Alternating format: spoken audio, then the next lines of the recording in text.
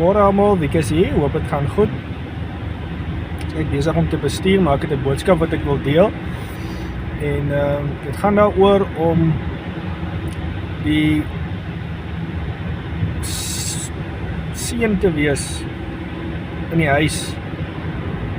van jou pa. En ons lees in die Bybel van Jesus wat gelykenis vertel van die verlore seun. Die meeste van ons ken dit, ons almal ken dit. En dit gaan oor, in die begin gaan dit meestal oor die seun wat besluit dat hy wil op sy eie gaan en 'n lewe kies wat weg is van sy pa, se huis, en hy vra vir hom vir alles wat syne is, sy erfporsie, en sy pa gee dit vir hom, en dan gaan hy en dan gaan vermors hy dit op 'n slegte lewe, en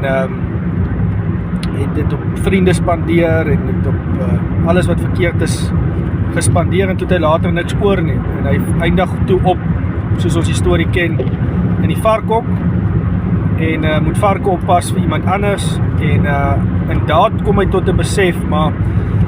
hier moet ek my honger stil met die pele van die kos van die varke, maar by my pa se huis het tot die mense wat vir hom werk het genoeg kos, en hy kom tot by die besef dat hy beter af is by sy pa as 'n werker of 'n slaaf, as wat hy 'n seun is, maar hy's hier en hy vind homself binne 'n varkhok. En hy kom toe tot daai besef en hy gaan toe terug en om vir sy pa te sê, weet jy wat pa, ek sal vir jou werk en soos 'n slaaf wees, behandel my soos 'n slaaf, maar laat ek net beter kan wees as waar ek nou is. Dit sal vir my beter wees om 'n slaaf vir pa te wees as waar ek nou myself bevind. En ja, dis iets wat ons geestelik kan toepas, waar ons onsself bevind. En maar baie keer is die fokus oor die verlore seun, maar dan kom die ander gedeelte van die storie na vore, waar die, soos ons weet, ontvang die pa die seun met oop arms, en hy gaan slag vir hom 'n vetgemaakte kalf, en hy's te bly om sy seun te sien. Hy sit 'n ring aan sy vinger, hy sit skoene aan hom, en hy sit vir hom 'n belt aan, robe, soos hulle in Engels sê, en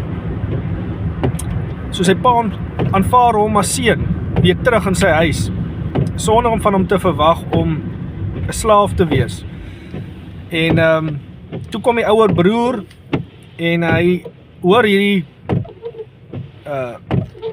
geselligheid, en jy weet, die mense kan aanneem, hulle het partytjie gehou, en hulle is bly, en dit gaan goed, en die seun sê, maar wat gaan hier aan? Dit is hoe, en hy gesels met sy pa, en hy sê, maar hoe kan jy vir die seun dit doen? Hy het dan alles gedoen, en vir my, wat altyd hier by pa is daar nie eers 'n vetgemaakte kalf geslag nie. En hier sien ons die hart van die ouer seun, waar hy daar was al die tyd binne in die voorsiening. Hy is by sy pa kon maklik vir hom 'n vetgemaakte kalf geslag het. Ek is seker sy pa sou nie omgegee het as hy gevra het vir iets soos dit nie, maar hy het dit nooit beleef nie, hy het dit nooit ervaar nie, en dit is vir hom baie moeilik om te sien hoe sy pa nou juis vir die een wat nou weggestap het,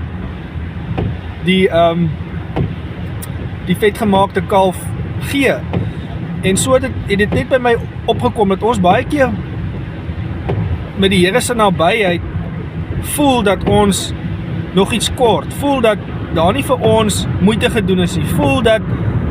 daai vetgemaakte kalf vir ander gegee word, en dan, wat kry ons? Hoekom kry ons nie 'n vetgemaakte kalf? Hoekom kry ons nie daai voorsiening wat my broer kry, of my suster kry, vir daai onthaalwe nie?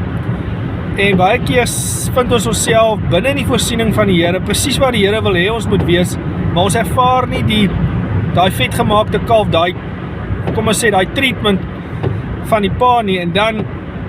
voel ons ingedoen, ons voel te kort, ons voel te nagekom, ons voel afgeskeep. Want ons kry dan nou nie wat daai persoon kry nie. En maar in die tussentyd is jy nog altyd binne 'n veilige omgewing, jou pa's net daar by jou, jy het alles wat jy nodig het. En in ons geestelike wêreld is dit, of lewe is dit ook so, jy het die woord van God by jou, jy het die Heilige Gees by jou, en steeds voel ons soms alleen, steeds voel ons soms, maar daar word nie vir ons spesiaal aandag gegee nie. Ons soek dit miskien by mense, ons soek dit miskien by ons familie, en ons kry dit, ons soek dit miskien by die Here, ons is daar, ons gaan kerk toe, ons bid, maar ons het nie daai vetgemaakte kalfslag ervaring nie, en ons soek dit, en ons voel dit kom ons toe, maar intussentyd het ons alles wat ons nodig het, word vir ons ten volle voorsien, ons het kos op ons tafel, ons het veilige plek om te bly, ons het miskien 'n werk, ons is in die Here se voorsiening, ons is naby hom, maar ons voel nog steeds asof ons iets kort,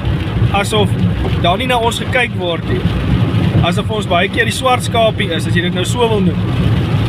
En ek het net dit besef, dat ons baie keer onsself so sien, of ervaar, want ons voel uitgesluit, alhoewel ons in die middel van God se wil miskien is, alhoewel God werklik naby ons is, werklik by ons is, voel ons soms afgeskeep, voel ons soms te nagekom, in die midde van absolute voorsiening, in die midde van liefde, in die midde van aanvaarding, in die midde van God se teenwoordigheid. En so ek wil jou aanmoedig, gaan kyk bietjie in jou hart, en gaan praat met die Here, en ervaar wat hoe naby hy is aan jou, en geniet dit, en wees dankbaar daarvoor, en wees tevrede daarmee. So ja, ek wil dit sommer net onder ons aandag bring. Mens vergeet soms hoe voorreg ons is, hoe dankbaar ons kan wees om die Here te ken, om sy woord te kan ken, om die geleenthede te hê wat ons het, en dan is ons nog steeds ontevrede oor goed, want die ding het nie uitgewerk, die ding is nie soos wat ek het wil hê nie, maar weet jy wat, God is naby, hy is by ons,